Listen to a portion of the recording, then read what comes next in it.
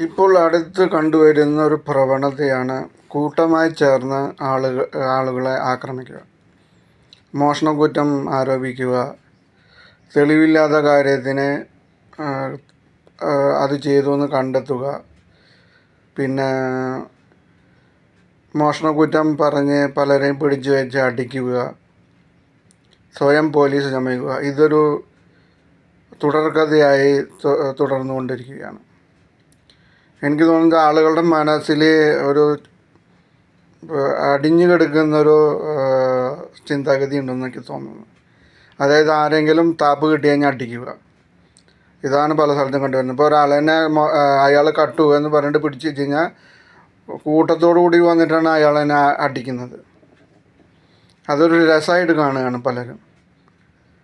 എന്നാൽ ഈ അടിക്കുന്ന ആൾക്ക് എന്തെങ്കിലും പ്രശ്നമുണ്ടോ? ഒട്ടുമില്ല. താനും വേറെ ആൾക്ക് വേണ്ടിയിട്ട് അടിക്കുക.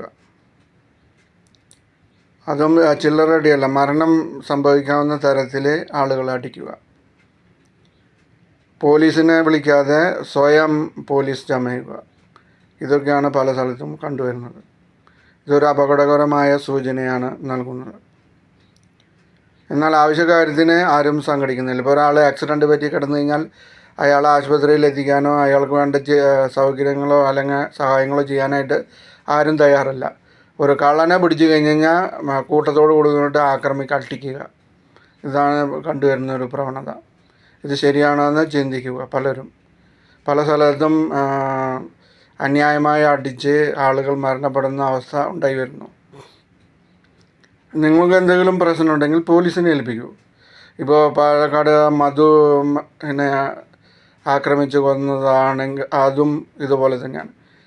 ആ സൂപ്പർ മാർക്കറ്റിൽ നിന്ന് എന്തോ സാധനം എടുത്തു എന്ന് പറഞ്ഞാണ് കാട്ടിൽ പോയിട്ട് കൊണ്ടുവന്ന് അടിച്ച് പരിപ്പാക്കി കളഞ്ഞത്. നിങ്ങളെ സാധനം കണ്ടെങ്കിൽ നിങ്ങൾ പോലീസിനെ അറിയിക്കൂ. അല്ലെങ്കിൽ നിങ്ങളുടെ വീട്ടിൽ കള്ളം കയറി ആളെ പിടിച്ചു കഴിഞ്ഞാൽ അയാളെ ആക്രമിക്കരുത് ഒരിക്കലും.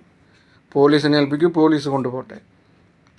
ചിലപ്പോൾ ചിലർ പറയും പോലീസ് ഒന്നും ചെയ്യില്ല, ആളെ വെറുതെ വിടാം. അങ്ങനെ ചിന്തിക്കുന്നതേ അബദ്ധമാണ്. ഇയാൾ ചെയ്തോ ചെയ്തില്ലെന്ന് ആർക്കും തെളിവില്ല. തെളിവ് ഇയാളാണ് ചെയ്തത്, ഇയാളാണ് കട്ടത്, ഇയാളാണ് കളവിന് വന്നത്. പരിചയമില്ലാത്ത ആളെ കണ്ടു കഴിഞ്ഞാൽ എല്ലാം കളവിനാണെന്നൊരു ചിന്ത, ഇതെല്ലാം തെറ്റാണ്. മാറി ചിന്തിക്കൂ കേരളമേ.